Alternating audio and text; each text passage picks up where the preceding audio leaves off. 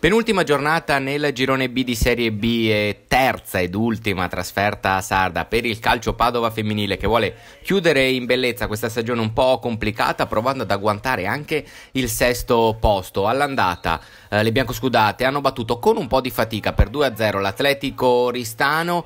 Invece in questa gara di ritorno partono subito fortissimo e dopo 4 minuti vanno già vicino al vantaggio con Claudia Ferrato, che però si fa respingere così la sua conclusione dal portiere. Passano però altri 2 minuti e il Padova riesce a recuperare questo pallone a metà campo. Si invola ancora Claudia Ferrato, che questa volta davanti al portiere non sbaglia. Al sesto minuto segna l'1-0 per il Padova. Rivediamo il gol del bomber biancoscudato, che sfrutta una difesa un po' aperta per segnare così il 2-0. Un Padova che ha approcciato molto bene la gara, anche perché dopo 7 minuti arriva anche questo gol molto bello di Callegaro. È il suo primo in Serie B, una gioia assolutamente meritata per questa ragazza, che rivediamo che con il destro fa partire un pallonetto che si insacca sotto la traversa. È 2-0 per un Padova che si è presentato ad Oristano in formazione un pochino rimaneggiata, ma assolutamente molto competitiva, anche se al 13° c'è questa azione di Mattana che viene estesa così da Alessia Mazzucato.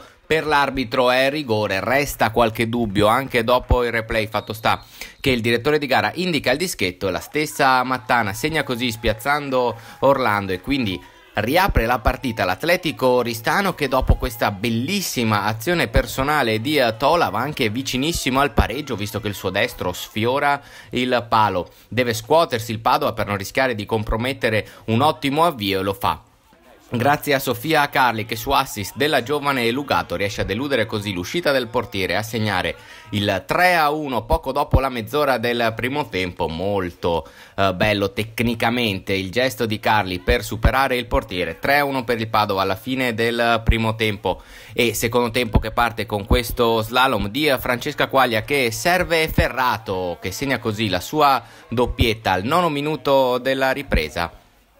In gol anche con il sinistro Claudia Ferrato, e la partita in pratica finisce qui. 4-1 per il Padova, che poi dilaga. Claudia Ferrato sola davanti al portiere, colpisce soltanto il palo esterno. 20° minuto, calcio di punizione dell'Alessia Mazzucato di Donè con la punta, altro palo per il Padova.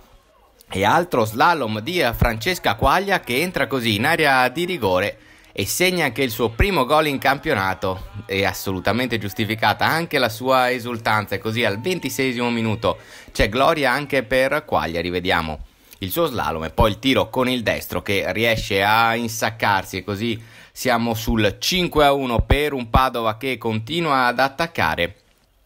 Lugato prende il pallone, con il destro riesce con molta fortuna a segnare il 6-1, e quindi c'è gloria anche per questa giovane primavera. Il suo tiro con il destro viene parato al portiere, sbatte sulla traversa e poi con un rimbalzo fortunato va dentro. 6-1 per un Padova che dilaga. A 4 minuti dal 90° trova un altro contropiede. Claudia Ferrato resiste anche all'ultimo difensore, qualche protesta, ma l'azione sembra assolutamente regolare. Scarta il portiere e segna così il 7-1, con il quale si chiude questa sfida. Il Padova trova la seconda vittoria consecutiva, sale in classifica, adesso attesa da uno scontro diretto contro Azzalea per riuscire ad agguantare il 6° posto in classifica domenica prossima in via Vermigli.